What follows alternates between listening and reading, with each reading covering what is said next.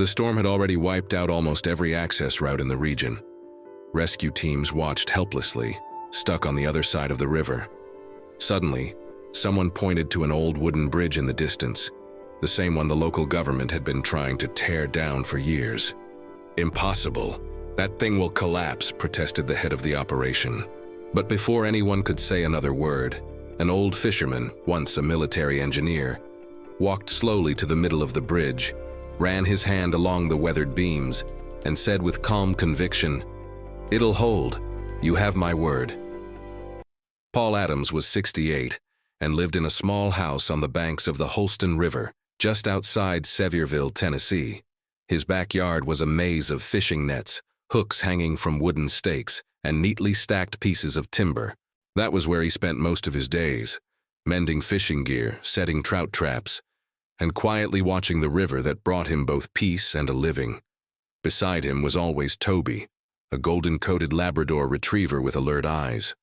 Toby had been with him since he was a puppy and followed him everywhere, on the boat, down at the dock, or across the old wooden bridge that spanned the river just in front of his house. That bridge, worn and weathered, was more than just planks and nails. It was a link to the past. It had been built by his father nearly 50 years ago, back when the community relied on it to reach the other side of the river, where the best fishing spots and a few family-owned farms were located. For Paul, the bridge was part of his story, his family's history, and the town's identity. But to local officials, it was nothing more than an obstacle. Just an old unsafe structure, as the safety reports called it. Sevirville's City Hall had bigger plans: demolish the bridge and make way for a paved road that would connect the region to a new tourist route leading straight to the Great Smoky Mountains, bringing in visitors and investment. Paul never accepted that idea. Since the news broke, he had become the target of jokes among neighbors and a nuisance to local politicians. Stubborn, backwards, a grumpy old man who doesn't understand progress. Those were some of the comments he overheard at the town market. He didn't care about the insults. Every morning he kept crossing the bridge, sometimes stopping to inspect every beam, replacing rotten planks, reinforcing joints using techniques he had learned decades ago when he served as a structural engineer in the United States Army. Few people knew about his past. Before becoming a full-time fisherman, Paul had been one of the most respected military engineers specializing in mobile bridges and field structures. He had served in humanitarian relief operations after hurricanes and had taken part in missions overseas, building makeshift crossings to deliver food and medicine to isolated regions. His greatest pride was a project he led in the early 1990s, when, during a flood, he and his team built a temporary bridge, saving dozens of families trapped by rising waters. But no one talked about that story anymore. To the younger generation, Paul was just an old fisherman stuck in the past. After retiring, he returned to Tennessee, dedicating himself entirely to fishing and preserving the Holston River. His love for the bridge wasn't just sentimental. Paul knew with the certainty of an engineer that, despite its age, the structure was solid. But no one believed him. County inspectors had come twice, scribbled down superficial notes, and declared the bridge unsafe and obsolete. To Paul, that was an insult. He tried to explain that their calculations were wrong, that the methods they used to evaluate it were flawed. They laughed at him. "You might know a lot about fishing nets, Mr. Adams, but engineering is our job," said one of the engineers once, a young man barely past 30, with a smug look on his face. Paul just shook his head and walked back home, Toby trotting beside him. He was not a man for long arguments, but tensions with the city were growing. In recent weeks, engineers had returned, this time with heavy machinery parked just a few miles away, ready to start demolition as soon as they got the green light. Paul grew quieter, more withdrawn. Sometimes he would spend hours standing in the middle of the bridge, staring at the river as if he were saying goodbye. "They don't understand, Toby," he murmured one morning, gently patting the dog's head. Toby wagged his tail, as if agreeing. Paul refused to sign any authorization that would allow the roadwork to pass through his family's land. The county threatened to take legal action. For most of the neighbors, it was only a matter of time before the stubborn old man lost. But to him, it wasn't about winning or losing. It was about memory, about respect, about identity. And deep down, maybe it was also a way to prove to himself that he was still the engineer he had always been. What he didn't know was that his chance to prove it was closer than he could imagine. The rain began in the early hours of Saturday, thin and steady at first, soon turning into a storm Sevirville wouldn't forget any time soon. The Holston River, usually calm, grew stronger by the hour, dragging along logs, branches, and everything else in its path. Paul woke before dawn to the sound of wind slamming against the windows. Toby growled low, uneasy. Paul slipped on his boots, grabbed his raincoat, and walked to the bridge. He stepped carefully, listening to every creak of the planks beneath his feet, watching the rushing current below. The structure swayed lightly in the wind, but it held firm. "Hold on, old friend," he murmured, more to himself than to the bridge. As the day went on, things worsened in town. Secondary roads began to give way. Some routes were swallowed by floodwaters. By late afternoon, authorities declared a state of emergency in parts of the county. A whole neighborhood on the other side of the Holston was cut off. Families were trapped in their homes with no access to food or medicine. By early evening, a convoy from the fire department and the National Guard arrived at the main road, intending to cross to the other side. But every traditional route was either destroyed or underwater. Only one way remained, and everyone knew which one. Major Jack Scott, the convoy commander, a tall man in a reflective orange raincoat, stopped in front of Paul's bridge. He studied the structure and shook his head. "Impossible. That thing will collapse. We can't risk heavy vehicles here. This bridge is too old." Paul stood nearby with Toby, his raincoat dripping, and replied without hesitation, "This bridge will hold. You have my word. The supports are solid." Scott gave him a skeptical look. "With all due respect, Mr. Adams, we already have reports declaring it unsafe." Two engineers standing with the convoy laughed sarcastically. One of them spoke loud enough for everyone to hear. "With all due respect, sir, but this isn't a fishing trip. This is a rescue operation." Paul's tone remained calm, steady. "And because it's a rescue operation, you should listen to me. If you try to improvise another route, you'll waste hours these families don't have." The commander glanced at the engineers. They exchanged uncertain looks. The wind howled louder. From the other side of the river, a radio crackled with the voice of a firefighter. A child with type 1 diabetes had been without insulin for more than 12 hours. Paul stepped forward, rain running down his face. "If you want to save these people tonight, this bridge is your only option. But you need to trust me and follow my instructions." A heavy silence followed. The commander looked again at the engineers. They avoided his eyes. Finally, he nodded. "All right, Mr. Adams, but I won't be held responsible if anyone gets hurt crossing this thing." Within minutes, Paul had taken command of the operation. He ordered the vehicles to cross one at a time, keeping at least 10 feet apart. "Steady speed, no sudden braking," he instructed firmly. The first truck began to cross. The bridge swayed slightly, just as expected. Paul kept his eyes on the supports, on the diagonal beams, alert for any unusual vibration. The truck made it across, then the second.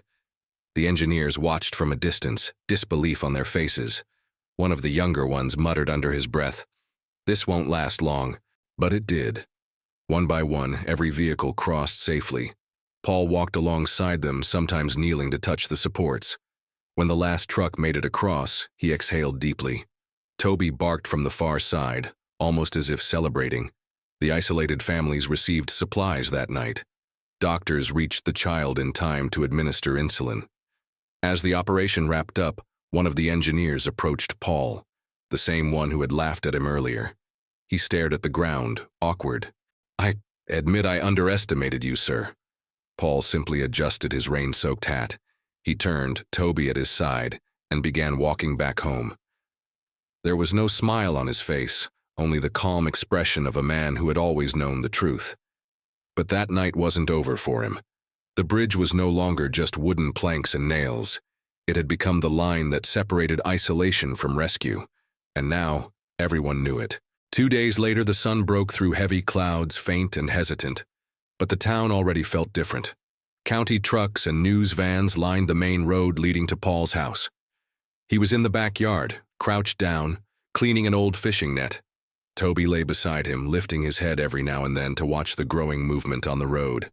Paul pretended not to notice, focused on his work. Then a black Jeep stopped in front of the wooden gate. Major Jack Scott, the rescue operation commander, stepped out, followed by a man in a suit and a county representative. "Mr. Adams?" the major called as he approached. Paul stood up slowly, wiping his hands on his worn-out pants.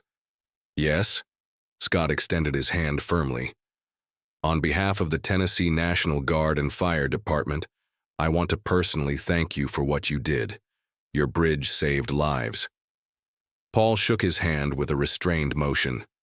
"I just did what needed to be done." The county representative, a middle-aged man with a clipboard and an awkward look, cleared his throat before speaking. "Mr. Adams, I admit, yesterday I was one of those who questioned your decision." He took a deep breath. "But the engineers rechecked the structure this morning following the specifications you described, and, well, they confirmed you were right all along."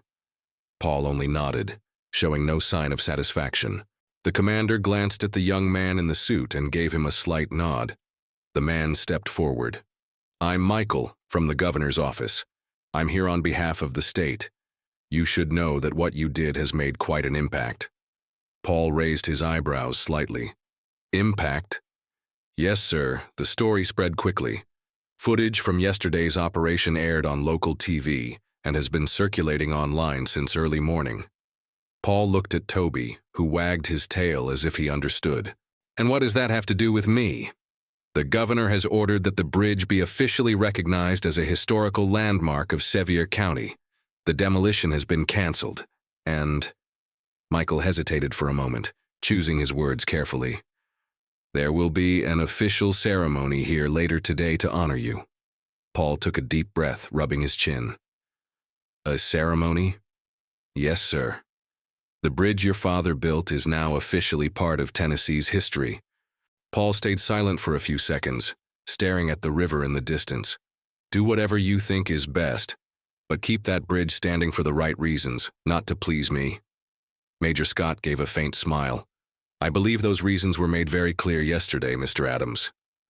Around noon, a small crowd gathered near the bridge. There were locals, reporters, and firefighters who had taken part in the rescue. Toby walked beside Paul, who wore the same serious expression as always. Major Scott stepped onto a small, improvised platform. He spoke about the rescue, about courage in critical moments, and finally called Paul to the front. Paul walked up slowly, adjusting his hat. He didn't seem comfortable under so many eyes, but stood tall. "Mr. Paul Adams," the major began, "you showed not only technical knowledge but a deep commitment to this community. This town owes you more than words can say." The crowd applauded. Toby barked once, almost as if joining in. Michael then approached, holding a carved wooden plaque that read, "Adams Bridge, Historical Landmark of Sevier County." He handed it to Paul. "This is a simple gesture, but it represents the recognition you and your family deserve." Paul held the plaque carefully. He looked at the engraved name, then at the bridge. "This bridge isn't just mine. It belonged to my father before me, and it served all of us. If you take care of it, it will keep serving." A respectful silence fell over the crowd. People began approaching Paul, shaking his hand, taking pictures, thanking him. He greeted each one humbly. By late afternoon, when everyone had left, Paul walked alone to the middle of the bridge. Toby followed, lying down beside him. Paul ran his hand over the damp wood, feeling every mark of time. He looked at the river, now calmer. The bridge stood firm, just as it always had. Paul started walking back home, the sound of his boots softly echoing on the planks. The bridge, like him, had regained its place. The following days brought unusual movement to that quiet part of Sevirville. Cars with out-of-town plates stopped along the main road just to catch a glimpse of the old bridge. Children played by the riverbank. To the locals, that structure was no longer just a crossing. It had become a symbol for the community. Paul, however, kept his routine. He still woke up early, prepared his nets, checked his hooks. For him, nothing had changed. But to everyone else, the stubborn old fisherman was starting to be seen in a different light. One Sunday, just before sunset, Paul sat in his usual spot, where he always stopped to watch the river. Toby lay beside him, his head resting on Paul's boots. The crowd of tourists and curious onlookers had already thinned. The bridge was quiet, bathed in the last golden rays of the day. Paul ran his hand along the rough wood. The carved wooden plaque that read Adams Bridge was now fixed at the entrance, clearly visible to anyone crossing. Paul looked at it with a calm expression. "You did it, Dad," he murmured. "She's still standing, and she will keep standing as long as it's up to me." Toby lifted his head and barked, as if answering. Paul smiled faintly. As the sun finally set, Paul stood, resting his hands on the edge of the bridge for a moment. He looked at the river flowing steadily, as it always had. Life went on too, but now with something different. A quiet recognition that didn't depend on plaques or applause. In that moment, Paul didn't feel like a hero, nor did he want to be. He simply felt that he had done what he had always believed was right, and deep down, that was enough. If you enjoyed this story, click the like button and subscribe to the channel so you don't miss the next.